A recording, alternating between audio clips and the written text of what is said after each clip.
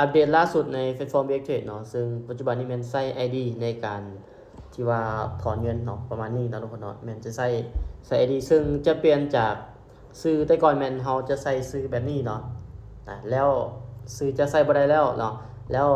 BXTrade จะเปลี่ยนเป็นรหัส ID เนาะเวลาที่เฮาถอนเงินอหย่างต่างๆเนาะเฮาอยากจะโอนเงินแบบ P2P ให้กับบุคคลทั่วไปยกอย่างว่าค่อยเรามีA กับ B เนาะค่อยอยากจะโอนเหรียญให้ B เนาะผู้ซื้อ B เขาค่อยต้องไปเอาขอ ID ของเรามาโอนแต่ก่อนมันจะไปขอซื้อ BXTrade ของเราแต่ปัจจุบันนี้เปลี่ยนเป็นการใส่ ID เนาะเดี๋ยวไปเบิ่งกันเนาะทุกคนเนาะว่าเฮาจะเอา ID จังได๋เฮาจะเฮ็ดจังได๋จึงรู้จักว่า ID ของเฮาเป็นแบบใดและ ID ของผู้อื่นเฮาจะขอแบบใดเดี๋ยวไปเบิ่งกันเนาะทุกคนเนาะมินี่เป็นการอัปเดตครั้งใหม่ของ BXTrade ในการเฮ็ดธุรกรรมการเงินเนาะมาเบิ่งวิธีการเอา ID ของ BXTrade เนาะคลิกเข้ามานี่เด้อโปรไฟล์เนาะโปรไฟล์ก็ได้เลือกไปเข้า3ขีดเดี๋ยวเขาจะเข้าโปรไฟล์เบิ่งเนาะคลิกเข้ามาโปรไฟล์นี่ปุ๊บเนาะทุกคนเนาะแล้ว ID เฮามันจะขึ้นมาตัวที่1เลยเด้อ ID เนาะ84444แล้วก็55505เนาะอันนี้แม่น ID เนาะแต่ก่อนแม่นใช้ชื่อตัวนี้เนาะอามี46ในการฝากถอนเงินปัจจุบันนี้แม่นตัวนี้จะใช้บ่ได้ต้องมีแต่มาเปลี่ยนใช้ ID นี้อันนี้แม่น ID ในการที่ว่าฝากถอนเงินเนาะเวลาเฮาอยากจะเติมหรือว่าฝากบัญชี BXTrade เนาะเวลาที่เฮาแจ้งบิลต่างๆเฮาก็มาเอา ID นี้ไปให้กับเจ้าเนาะ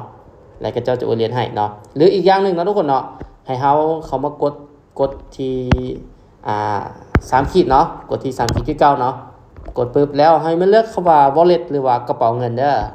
เลือกกระเป๋าเงินเนาะคลิกเข้าไปเฮาเลือกเอาแล้วให้เฮามากดคำว่า deposit หรือว่าเป็นภาษาไทยมันจะเป็นว่าเติมเงินเนาะ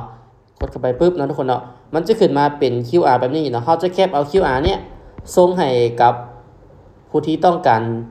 จะเติมก็ได้หรือว่าเฮาจะกดคัดลอกเอานี่ก็ได้เนาะเวลาที่เฮาจะฝากถอนเงินเนาะให้เฮา copy เอาตัวนี้ทุกคนยกตัวอย่างว่าแจ้งบิลให้กับผู้นั้นแล้วเขามา copy เอารหัสID เฮาเนี่ยไปวางให้กับเจ้าจึงโอนเหรียญเข้าไป ID เฮาแล้วเฮาจึงเทรดได้เนาะเวลาที่เฮาอยากจะถอนเงินเนาะยกตัวอย่างว่าเฮาอยากจะถอนเงินเฮาเนาะให้เฮาก็มา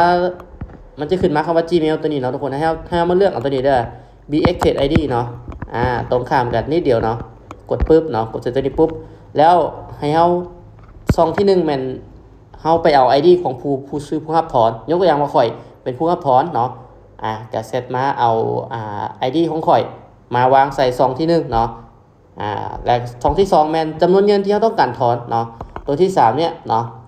บ่ใส่ก็ได้เนาะเป็นคำอธิบายเวลาถอนหรือว่าใครอยากจะใส่อะไรก็ได้แต่ว่าบ่ใส่ก็ได้เนาะหลังจากนั้นก็ถอนปกติเลยเนาะทุกคนเนาะประมาณนี้สำหรับการอัปเดต